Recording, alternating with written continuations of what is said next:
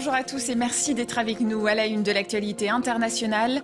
Le coup d'État au Niger, les putschistes ont reçu de nouveaux soutiens, celui de l'armée et d'une partie de l'opposition. Le président nigérien Mohamed Bazoum serait toujours retenu dans sa résidence. De violents incendies continuent de frapper une partie du bassin méditerranéen. Au moins 5 personnes ont trouvé la mort dans des incendies en Sicile. Mais la situation s'améliore sur les îles grecques de Rhodes, Corfou et d'Eubée, ainsi que dans le centre du pays. Enfin, la grande détresse des pêcheurs de l'Euphrate en Syrie, réputés pour avoir jadis traversé le mythique jardin d'Éden de la Bible. Ce cours d'eau est menacé par la sécheresse et avec lui, le lac Assad. Au Niger, il y a toujours beaucoup d'incertitudes. 2 jours après le coup d'État militaire, un couvre-feu a été instauré. Les putschistes justifient leurs actions par la dégradation continue de la situation sécuritaire dans le pays.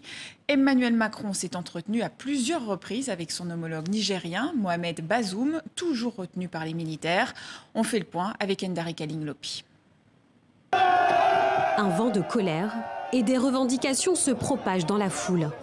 À 2 pas de l'Assemblée nationale à Niamey, les partisans des putschistes manifestent. Ces Nigériens soutiennent la garde présidentielle à l'origine de la mutinerie contre le chef de l'État Mohamed Bazoum. Paris, allié de Niamey contre le djihadisme, est pris pour cible. On ne veut plus l'armée barricade ici. Avant la presse, s'il vous plaît, laissez-nous tranquille la presse, s'il vous plaît, laissez-nous. Le coup, il est consommé. Les militaires ont fait le travail. Nous, les civils, le reste, on le fera. Au prix de notre vie. Aux abords du parti présidentiel, des voitures sont incendiées. Selon les putschistes, un avion militaire français aurait atterri sans autorisation ce jeudi matin à l'aéroport de Niamey, et ce, alors que les frontières terrestres et aériennes du pays sont fermées jusqu'à nouvel ordre. Mohamed Bazoum, partenaire privilégié de la présidence française, serait lui toujours retenu au palais avec sa famille. Ses plus proches collaborateurs, comme le ministre des Affaires étrangères, Assoumi Massaoudou, rejettent le coup de force de la garde présidentielle. Une situation tendue qui a connu un point de bascule avec cette prise de parole des mutins dans la nuit de mercredi à jeudi. Nous, forces de défense et de sécurité, réunis au sein du Conseil national pour la sauvegarde de la patrie, CNSP, avons décidé de mettre fin au régime que vous connaissez. Nous rassurons la communauté nationale et internationale par rapport au respect de l'intégrité physique et morale des autorités déchues conformément aux principes des droits humains. Depuis, dans un communiqué, le commandement militaire de l'armée a rallié les putschistes. De son côté, la CEDEAO envoie une mission de médiation sur place chapeautée par le président béninois Patrice Talon. Et ce coup d'État militaire au Niger est un nouvel exemple d'une tendance inquiétante au Sahel.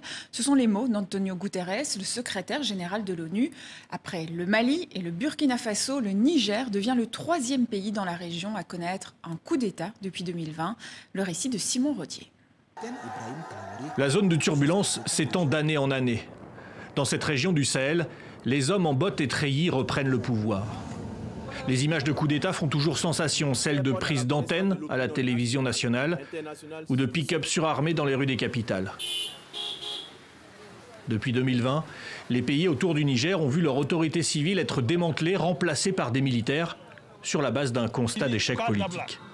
Première salve entendue au Mali en août 2020. Un groupe de militaires, rapidement nommé Comité national pour le salut du peuple, se soulève et arrête le président Ibrahim Boubacar Keïta. Assimi Goïta se révèle, puis remet le pouvoir aux civils. Pas pour longtemps. En 2021, il reprend les rênes par un nouveau coup d'État. Il les conserve encore aujourd'hui.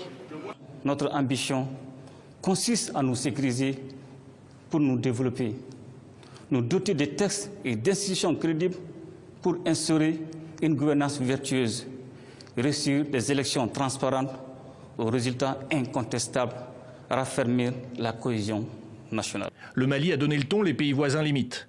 Alpha Condé en Guinée cède le pouvoir en septembre 2021 à un colonel des forces spéciales, Mamadi Doumbouya, qui devient président de la transition. Le Burkina Faso connaît 2 coups d'État militaires en 2022. En janvier, par Paul-Henri Damiba. En septembre, Ibrahim Traoré le renverse à son tour. À chaque fois, des militaires dénoncent un manque de moyens pour lutter de manière efficace contre les djihadistes. Au Mali, comme au Burkina Faso, les morts dans les villages se multiplient, la sécurité semble chaque jour plus fragile. Autre prise de pouvoir aux frontières du Niger, le Tchad. Mahamat Idriss Déby est nommé par un conseil militaire de transition après la mort de son père. Et il tient fermement le pouvoir depuis avril 2021, sans aucune certitude sur un retour prochain à une autorité civile. Le Niger était le dernier bastion pour des autorités élues, mais ce pays aussi avait été secoué par ce qui était appelé des tentatives de coup d'État en 2021 et 2022. Arrestations et emprisonnements avaient permis de conserver une stabilité, remise en cause par les événements du 26 juillet. Dans le reste de l'actualité, une vingtaine de chefs d'État et de gouvernements africains ont fait le déplacement à Saint-Pétersbourg pour le sommet Russie-Afrique. Regardez la photo de famille des participants avec Vladimir Poutine ce matin, à l'occasion de l'ouverture de la deuxième journée de discussion. De nombreux contrats ont déjà été signés. Et un certain nombre de promesses ont déjà été faites par Vladimir Poutine, comme des livraisons gratuites de céréales à 6 pays. Le récit de Kristina Moleova. Accueillant grande pompe, des délégations africaines sur le tarmac de l'aéroport de Saint-Pétersbourg. Poignée de main ferme, sourire de circonstance, Vladimir Poutine lance son opération séduction et tient d'emblée à rassurer ses hôtes, 10 jours après le retrait de la Russie de l'accord céréalier en mer Noire. Dans les 3-4 mois qui viennent, nous serons en mesure d'assurer des livraisons gratuites de 25 à 50 000 tonnes de céréales au Burkina Faso, au Zimbabwe, au Mali, à la Somalie, à la République centrafricaine et à l'Érythrée. Apaiser les inquiétudes des pays africains et effacer l'image d'un chef d'État isolé sur la scène internationale depuis l'invasion de l'Ukraine. Au cours de la première journée de ce sommet, Vladimir Poutine a affirmé vouloir renforcer la coopération entre la Russie et le continent africain, en poursuivant notamment les investissements dans le nucléaire, l'exploration minière ou celle des hydrocarbures. Le coup de force au Niger était aussi au programme. Depuis l'ancienne capitale impériale russe, Moscou et le président des Comores, actuellement à la tête de l'Union africaine, ont conjointement appelé à un retour au calme. Je m'associe à l'Union africaine au communiqué sorti par la communauté africaine pour condamner ce qui s'est passé au Niger et recommander le rétablissement de l'ordre constitutionnel et la libération du président Bazoum et sa famille. Pourtant, la photo de famille rêvée par le maître du Kremlin est loin d'être complète. Cette année, seuls 17 chefs d'État ont fait le déplacement, contre 45 lors de la première édition de l'événement, organisé à Sotchi en 2019. Et pendant ce temps, en Ukraine, la contre-offensive se fait au prix de nombreux morts et blessés. Reportage dans un centre médical d'urgence avec Emmanuel Chaz. Ce soldat souffre de blessures par balle. Il a été amené ici directement depuis la ligne de front. Bakhmout n'est qu'à une dizaine de kilomètres. Nous sommes dans un point de stabilisation, l'un de ces centres médicaux d'urgence où les soldats ukrainiens blessés sont traités avant leur évacuation vers les hôpitaux. Les blessures les plus courantes sont celles causées par les mines et par les armes à feu. Ce sont surtout les bras et les jambes qui sont touchés, le corps et la tête un peu moins. Mais on voit de tout et absolument toutes sortes de blessures se produisent sur le champ de bataille. Cet autre soldat souffre de multiples fractures ouvertes, d'un traumatisme crânien, d'un pneumothorax et d'un choc hémorragique. Il a perdu environ 40% de son sang. Donnez-moi de l'eau, s'il vous plaît, de l'eau. On ne peut pas vous donner de l'eau, pas maintenant. Essayez de respirer lentement.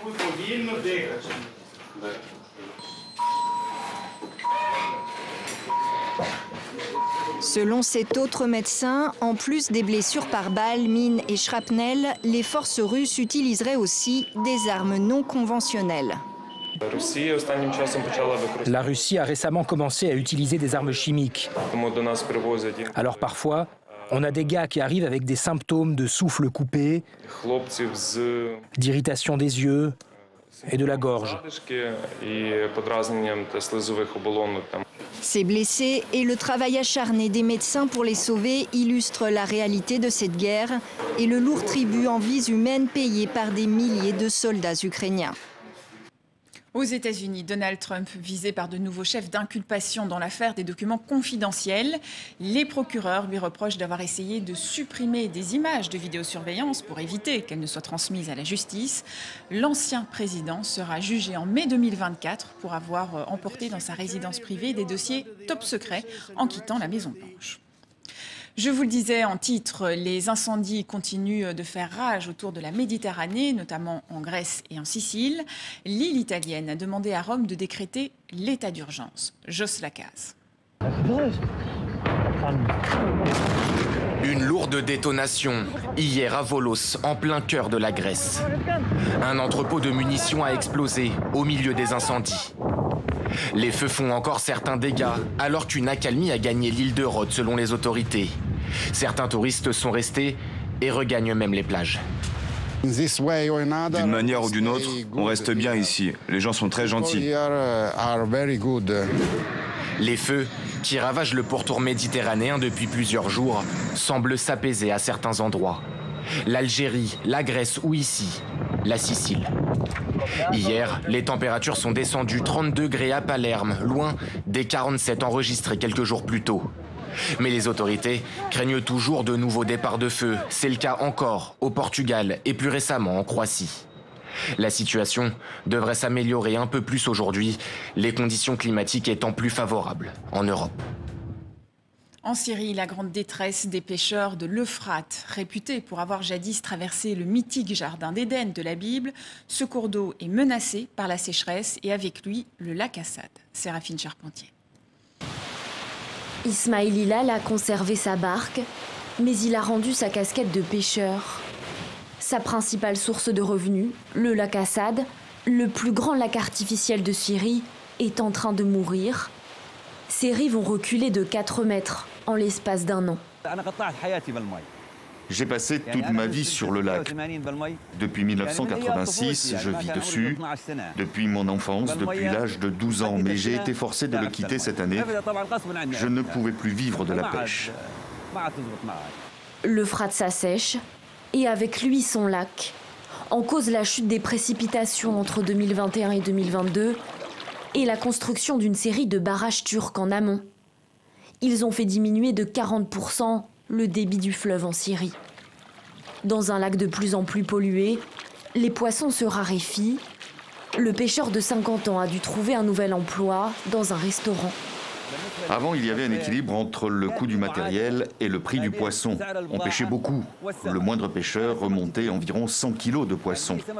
Ces 100 kilos, dans le passé, avaient une vraie valeur. Aujourd'hui, on peut à peine avoir 5% de ce que l'on pêchait par le passé.